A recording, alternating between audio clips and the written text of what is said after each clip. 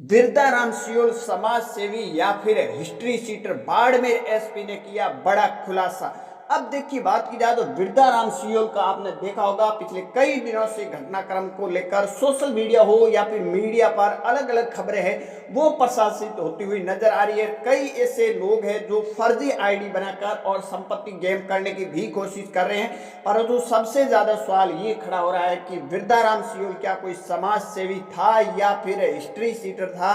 तो आखिर बिरदाराम की क्या स्थिति, बैकग्राउंड। अब देखिए, बिरदाराम सियोल की अगर बात की जाए तो बिरदाराम सियोल पर पुलिस के द्वारा जो कार्रवाई की गई, पुलिस के द्वारा जो दी गई जानकारी में करीबन 10 मुकदमे हैं वो हिस्ट्री सीटर के तमाम इस तरह के मामले हैं, जो 2 नंबर के धंधे के तमाम इस तरह के मामले हैं वो पुलिस के एफआईआर के अंदर दर्ज है। उसको लेकर अब बिना संपत्ति अर्जित करने के इस तरह के कई मामले हैं, परंतु इसमें जब पुलिस ने फ्रीज करने की जो कार्रवाई की उसमें एक मकान है, हालांकि उस मकान की अभी तक ओपनिंग भी होनी थी और साथ में 3 लग्जरी बसें और एक गाड़ी है उनको फ्रीज किया गया था। हालांकि इसमें मकान के अंदर रह सकते हैं, हालांकि कोई गिरवी बेच नहीं सकता या गिरवी नहीं रख सकता है, परंतु ये मामला कोर्ट के अंदर जाएगा। कोर्ट के बाद में ही डिसाइड होगा कि बिरदाराम सियोल हिस्ट्री सीटर था या फिर समाज सेवी। परंतु सोशल मीडिया पर या फिर बाड़मेर एसपी ने जो जानकारी दी गई उसके मुताबिक करीबन 10 है वो इनके ऊपर मामले दर्ज है। उसके बाद में बिरदाराम सियोल है वो कहीं कहीं इस धारा से हटकर मुख्य धारा में आने की कोशिश कर रहे थे। उनके पास लग्जरी बसों का एक काफिला भी है, छोटी गाड़ियों का भी काफिला है, उसके बाद में उन्हें कनेक्टर कंपनी का भी काम चल रहा है।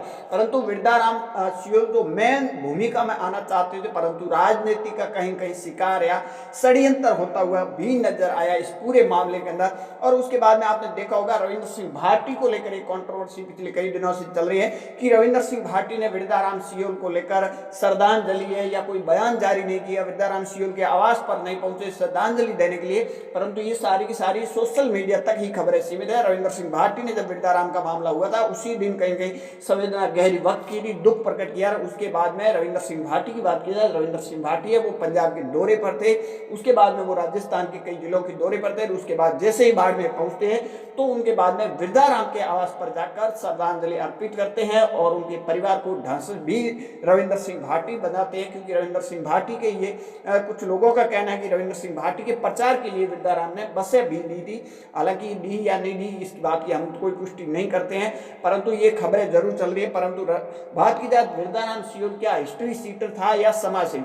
देखिए, कोई भी मामले को हिस्ट्री सीटर करार देना ये कोर्ट का काम है, कोर्ट किसी को डिसाइड कर देते हैं तो उसको ऊपर कह सकते हैं, परंतु जब मामला कोर्ट के अंदर हो, कोर्ट में विचाराधीन हो, तमाम वो चीजें कोर्ट के अंदर हो तो उससे पहले उनको हिस्ट्री सीटर कहना या तमाम ये चीजें कहना ठीक नहीं लगती है। परंतु अब मीडिया हो या सोशल मीडिया पर आपने देखा होगा अलग अलग खबरें प्रकाशित हो रही है तमाम चीजों को लेकर, परंतु बिरदाराम सियोल मुख्य धारा में लौटने की जरूर कोशिश कर रहे थे, परंतु तमाम राजनीति के भी कहीं कहीं शिकार हो जाते हैं या तमाम इस तरह की चीजें होती है। समाज के लिए, समाज से उठकर भी बिरदाराम ने कई ऐसे काम किए, चाहे वो 36 कौम के सभी धर्मों के लिए, परंतु मुख्य धारा में लौटने की जरूर कोशिश कर रहे थे, परंतु तमाम वो चीजें होती है उससे पहले ही ये चीजें हो जाती है और बिरदाराम इस दुनिया से अलविदा हो जाते हैं। और उसके बाद अब बिरदाराम के ये मामले जो चल रहे हैं कोर्ट के अंदर आएंगे। हालांकि बिरदाराम की तरफ से अभी कोई वकील ने पैरवी भी नहीं किया है, क्योंकि उनके परिवार है वो फिलहाल इस स्थिति में नहीं है। उसके बाद में ये स्थिति है वो क्लियर होगी और कोर्ट ही डिसाइड करेगा हिस्ट्री सीटर थे या नहीं थे।